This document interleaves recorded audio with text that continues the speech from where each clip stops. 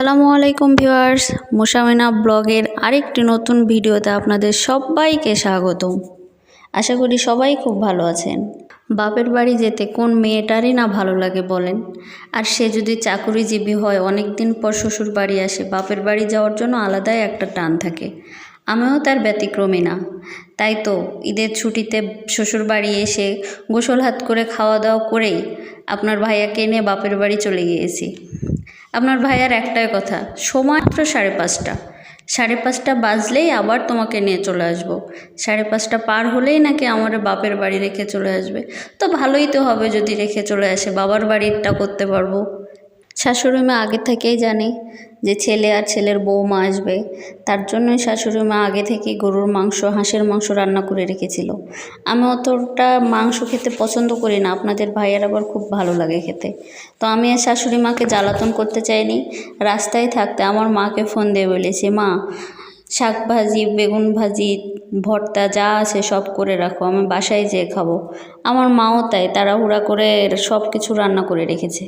আমার খুব প্রিয় খাবারগুলো খেয়ে তারপরে একটু রেস্ট করছিলাম। আমার আব্বা তখন তার মেয়ের জামাইকে বলে, জামাই চলো কচু লাগিয়েছি দেখে আসি। এবারই প্রথম আমার বাবা কচু লাগিয়েছে। এই তো আমাদের কচুর জমিটা দেখতে পাচ্ছেন। হ্যালো এভরিওয়ান, আমি এসেছি আমার ছোট আব্বার কচুর ভেঙে। আমি, আমার ছোট আব্বা, আমার আপা, এটা আমার দুলা ভাই, আর যিনি ভিডিও করছেন তিনি হলেন আমার বহিন, মানে আমার মামার মেয়ে, বড় মেয়ে, আর এটা হলো তার হাজবেন্ড। আমরা জমিতে গিয়েছিলাম, আমার আব্বা, আমার ছোট ভাই, আমি, আপনাদের ভাইয়া, আমার ফুফাতো 2 ভাই, আমার একটা বড় আপা, সবাই মিলে খুব আনন্দ করেছি জমিতে গিয়ে। আর এই তো আমার বর তার শালার সাথে সারাক্ষণ লেগে থাকে, ফোনে কথা বললেও জ্বালায়, আবার বাসায় গিয়েছে তাও দেখুন মাঠের মধ্যে কীরকম শুধু মারামারিই করে। ওরা মারামারি করছিল, সেই ফাঁকে আমি ছোট্ট একটা ভিডিও করে নিয়েছি। ওদের খুনসুটিগুলো আমার ভালোই লাগে, হাজার হলো শালা দুলা ভাইয়ের খুনসুটি। চিরচেনা সেই প্রকৃতি, এখানেই আমার বেড়ে ওঠা, খেলাধুলা করা সব কিছুই। ওই যে দূরে দেখা যায় ওইটাই আমার গ্রাম।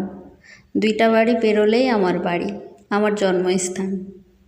এখন আমার বাড়ি বললে ভুল হবে, আমার বাড়ি তো এখন শ্বশুর বাড়ি। ওইটা আমার বাবার বাড়ি, আমার ভাইয়ের বাড়ি। আমি তো এখন ওখানকার মাত্রই অতিথি।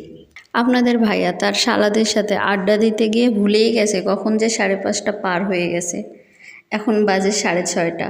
সবুজ শ্যামল প্রকৃতির মাঝে আসলে সময়ের কথা মনেই থাকে না, আর মৃদু বাতাস কানে এসে যেন বলে যায়, এখনও থাকো না আর কিছুক্ষণ।